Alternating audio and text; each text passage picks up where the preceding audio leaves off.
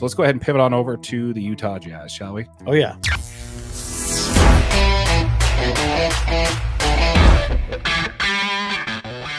There's a ton of reports all over social media. David Locke, he put it on his podcast. And the report is that the Utah Jazz are potentially looking to make a trade for a star player in exchange for their 10th pick, as well as their other first-round picks. In those reports, it pretty much states how Ryan Smith would like to add talent to this roster, and Danny Ainge is pretty much aggressively watching the trade market to try to get the Jazz back something for some of these picks to obviously get the Jazz into contention sooner. With trade rumors such as Trae Young being available to trade, Brandon Ingram, DeJounte Murray, Zach LaVine. Would you rather have one of these guys, or would you rather keep forward with the pick? I'd rather the pick. None of those guys move the needle for the Utah Jazz. I don't understand this. We've been wanting all offseason for the Jazz just to make their plan clear. Yep. We hate this whole, make some offseason moves where they added John Collins last year. They re-signed JC. They extended his contract out. THT got his contract. Everything was looking good. Keontae George had a baller summer league. The Jazz were looking good. They looked like they were going to be a team that was going to compete for a play-in position. Yeah, we predicted them to make the playoffs at the beginning of the season. We did. Make sure you check out the video and laugh at us. Yeah, it's great. We now know what the plan is, and I have no clue what they're thinking. This doesn't make any sense to me. Why are you pushing the chips in the middle now? Like, who could you possibly get with all those players you mentioned where this team even becomes remotely competitive in the Western Conference? Even David Locke said on his podcast, which is Locked On Jazz, by the way. You can see it on YouTube. We'll put a link to his channel somewhere here. If you're listening on the podcast, it's available wherever you get your podcasts.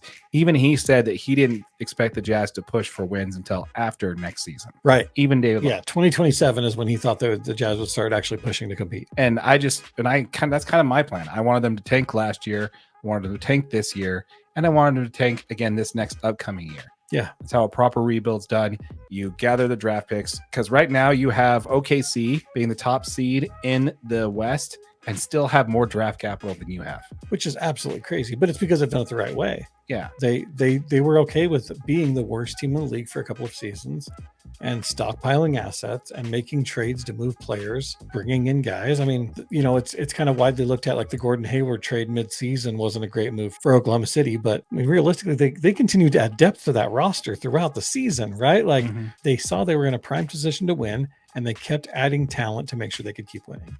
Yeah, I agree. Nobody out there on the trade market right now that's going to make this team a competitor. There's nobody in this draft this year that they're going to be able to add that's going to be able to contribute right away that's going to make this team a competitive team in the Western Conference. Totally agree. Who are you going to get? Giannis? You make a trade for Giannis? You throw in all your draft picks, all your draft capital, get Giannis and get Murray and call it good and see what happens? I think your best bet is to probably get like a DeJounte Murray, a big guard that can play alongside Keontae. He adds some shooting. He adds some scoring. He's a solid defensive player.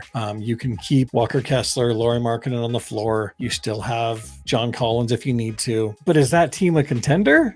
No, it's not. No, it's not. I think that's probably the best with the players that I just listed. I think that's probably the best roster you could put together. I don't think they make it much past a play-in though. Yeah, I mean, this is definitely bad news because we know that we're not going to have enough to make a run deep into the playoffs. We know that's just not going to happen, right? We'd rather just be bad, really bad, and have a shot at Cooper Flag next year. Yeah, there's a lot of these predictions that are coming out for next year already, right?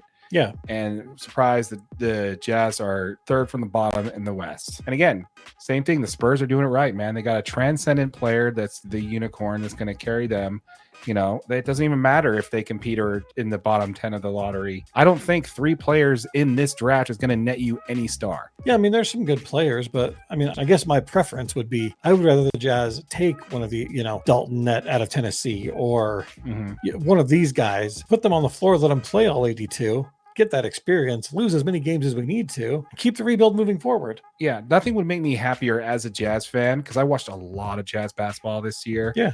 And it was painful to watch most of it. Yeah.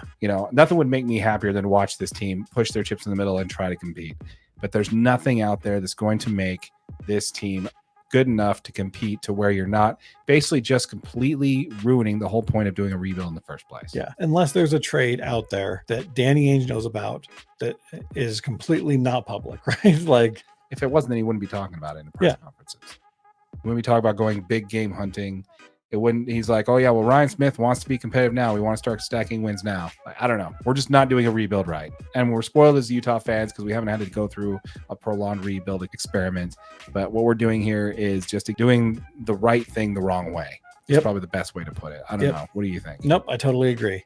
I think the Jazz just need to, as a Jazz fan, me personally, I think you feel the same way. We want to see the Jazz either win or go all in to lose. Right. Let's not be stuck in the middle. The good news is the draft is just about a month away, and we will know soon enough, my friend, June 26th. We let them know what you think, folks. Let us know in the comments down below what you think about the Jazz recent comments and the recent reports of them rumoring to be shopping their number 10 overall pick and some of their draft capital to trade them away for a star level player. Let us know if we're way off base on this. Are you aware of a trade that you think the Jazz can make where it actually could be worth it? We want to hear it. Love to hear from you guys. Let us know on that for sure. Once again, everybody, thank you for tuning into this episode. My name is Darren. That is AJ. And this has been the DNA Sports Recap. Till next time.